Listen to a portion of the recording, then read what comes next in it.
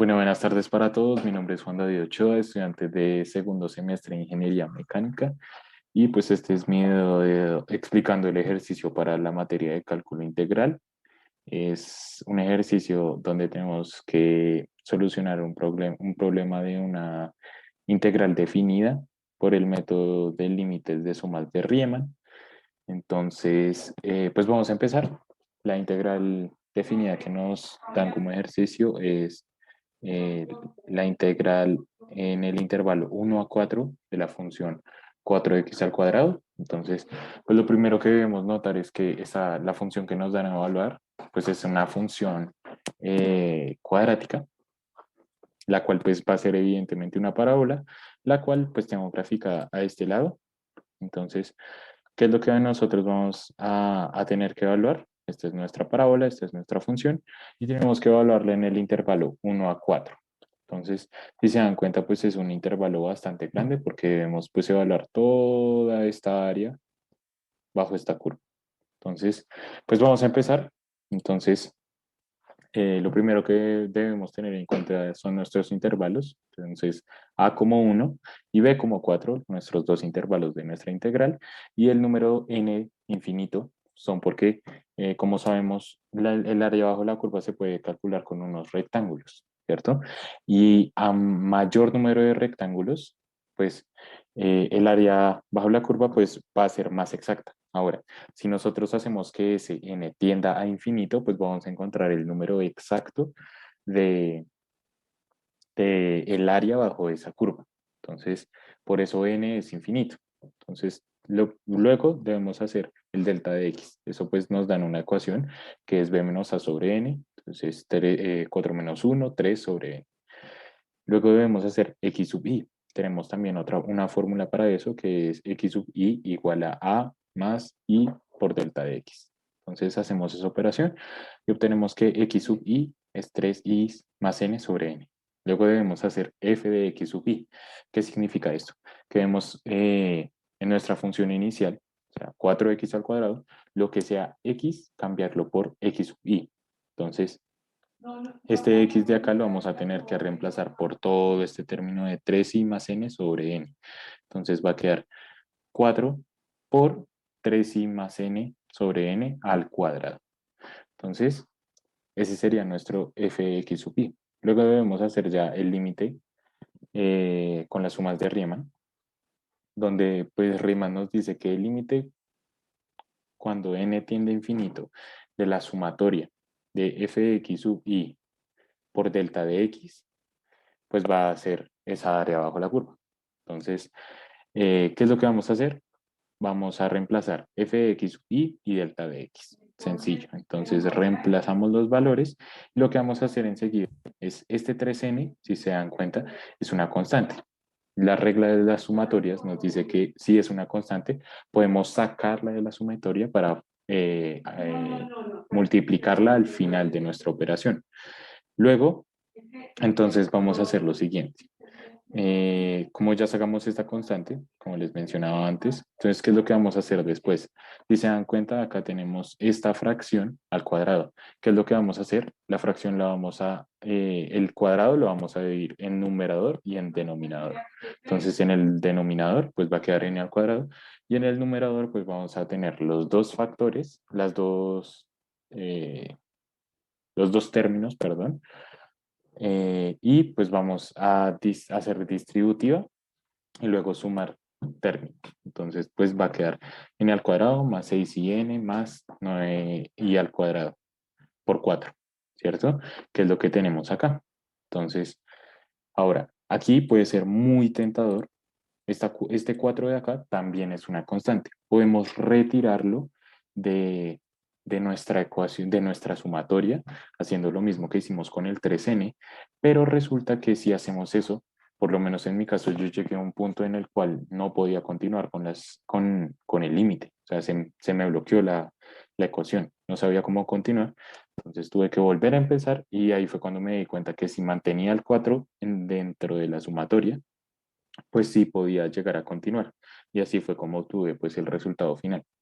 Entonces, ¿qué es lo que hacemos? Mantenemos ese 4 y lo vamos a multiplicar por todo el numerador. ¿Qué significa esto? Que para cada uno de los términos del numerador se va a multiplicar por 4. Entonces va a quedar 4n al cuadrado más 24n más 36i al cuadrado sobre n al cuadrado.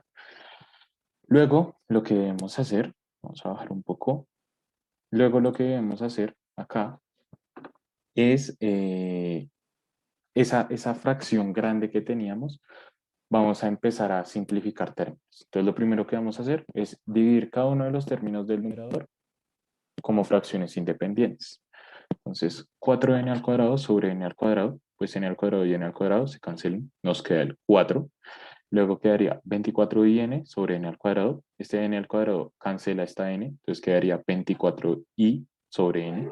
Y 36i al cuadrado y n al cuadrado, pues no tienen términos semejantes, entonces no se puede cancelar nada, queda igual. Luego lo que debemos hacer, continuando acá, lo que hacemos es, como ya tenemos la regla, hay una regla de las sumatorias que nos dice, si en una sumatoria tenemos diferentes términos, esos términos los podemos dividir como sumatorias independientes. Entonces, ¿qué es lo que vamos a hacer?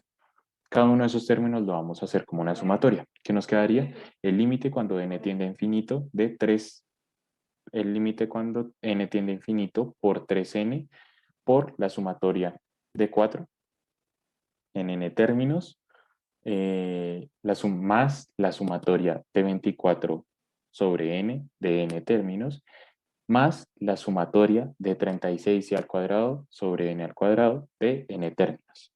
¿Sí? ¿Qué es lo que vamos a hacer a continuación? Entonces, lo primero, esta primera sumatoria podemos operarla de una vez. Entonces, porque sabemos que cuando tenemos un número escalar, un escalar acá, lo único que tenemos que hacer es multiplicarlo por el número de términos. Como tenemos un número de términos n, o sea, es una variable, entonces pues simplemente va a quedar como la multiplicación entre la variable y el escalar, o sea, 4n. Sencillo. Entonces es lo que tenemos aquí abajo. Y luego, ahí es cuando ya vamos a sacar nuestras constantes de cada una de esas sumatorias. Entonces, del segundo término, si nos damos cuenta, este 24 sobre n, pues es una constante. Entonces, ¿qué nos va a quedar? Este 24 sobre n, podemos sacarlo de la sumatoria y nos va a quedar únicamente el i. Y de igual forma, en el tercer término, podemos sacar el 36 sobre n al cuadrado para que nos quede únicamente la sumatoria de i al cuadrado en n términos. Entonces es lo que hacemos a continuación, que es lo que encontramos aquí abajo. Entonces, sacamos esas constantes y nos quedan ya las sumatorias. Como sabemos, cuando tenemos este tipo de sumatorias de i al cuadrado, pues hay unas ciertas fórmulas para i al cuadrado, y al cubo, y para el resto de potencias, pues hay ciertas reglas, ciertas condiciones que simplemente es reemplazarlas. Entonces, es lo que hacemos a continuación. Entonces, quedaría 4n más el 24n, que sería nuestra constante, por lo que debemos reemplazar por esta sumatoria, que es lo que les decía de las reglas, esta parte de acá. Entonces, ¿qué significa esa sumatoria de i en n términos? Eso se reemplaza como n al cuadrado más n sobre 2. Listo. Solo cambiamos eso y ya. Luego sería el último término, que va a ser nuestra constante, 36 sobre n al cuadrado, más lo que equivale la sumatoria de i al cuadrado en n términos, que se reemplaza por esta ecuación que nos la da. Entonces reemplazamos ese i al cuadrado y ya. Entonces, ¿qué es lo que hacemos a continuación? Vamos a empezar a hacer la distribución de los respectivos términos. Entonces, este 24 pues se va a multiplicar con estos dos términos y 2, este n se va a multiplicar con 2n, con n. Este n se multiplica con 2 para formar 2n. Entonces, ¿qué nos queda? Va a quedar 4n, bueno, el límite cuando n tiende a infinito por 3n por todos esos resultados de las sumatorias. Entonces, ¿qué nos da eso? 4n más 24n al cuadrado más 24n sobre n al cuadrado más 72n al cubo más 108n al cuadrado más 36n sobre 6n al cuadrado. ¿Qué es lo que vamos a hacer a continuación? Aquí, si se dan cuenta, podemos sacar factor común o inclusive hacerlo como fracciones independientes. Yo recomiendo pues más fácil el factor común. Y estos los vamos a dividir, esos tres términos del numerador, los vamos a dividir cada uno por, por un término independiente. Entonces, ¿qué nos va a quedar? El 24, como les decía, el factor común de este numerador es 24n. Entonces, ¿qué nos va a quedar? Límite cuando n tiende a infinito por 3 sobre n por 4n más 24n que multiplica n más 1 sobre 2n. ¿Qué podemos encontrar acá? Este 2n y este 24n se pueden cancelar. Este n se cancela con este n y 24 sobre 2, o sea, 24 dividido 2, pues da 12. Luego, ¿qué hacemos? 72n al cubo sobre 6n al cuadrado. Entonces, este n al cubo se va con este n al cuadrado. Entonces, ¿qué nos va a quedar? Y 72 dividido 6, pues es 12. Entonces, nos va a quedar 12n en este término. Luego, este término, si se dan cuenta, n al cuadrado y n al cuadrado, pues se cancela. Y 108 dividido 6 da 18.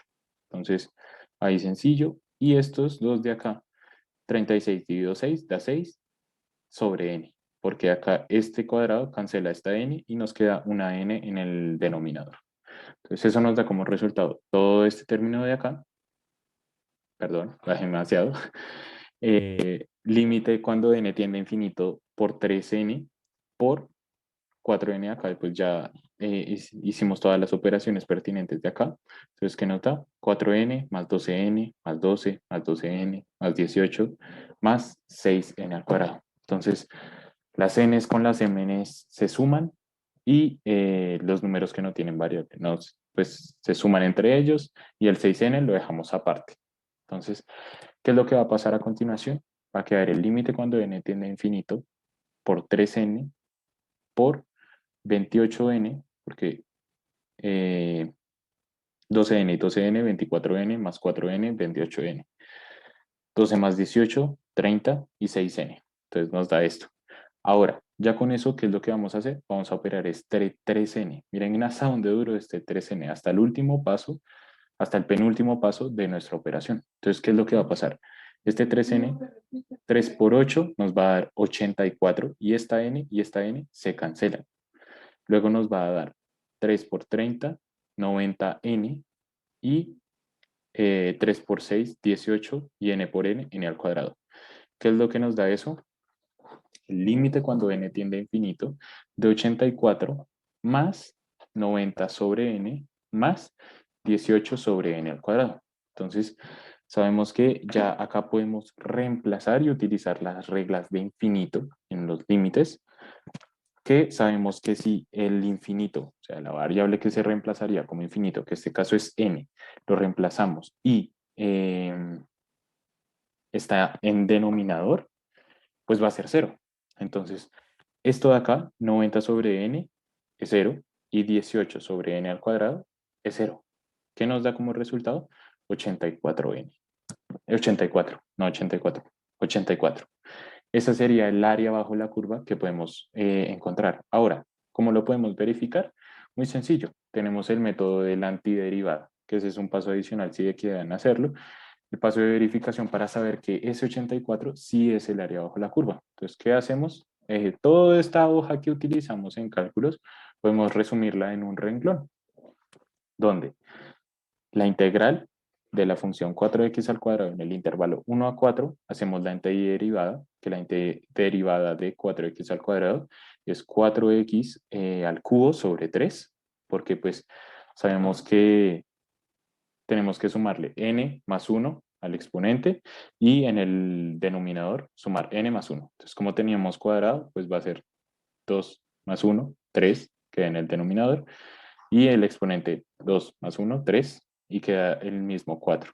Entonces quedaría eso, y lo reemplazamos primero en el intervalo mayor, que sería 4, y luego lo que es x lo reemplazamos en el intervalo menor. ¿Sí? Es esa resta. El intervalo mayor menos el intervalo menor. Entonces, acá reemplazamos, muy sencillo. Entonces, 4 por 4 al cubo sobre 3 menos 4 por 1 al cubo sobre 3. Y eso nos da 84. Eso quiere decir que nuestra respuesta por el método de límites de sumas de Riemann, pues es correcto.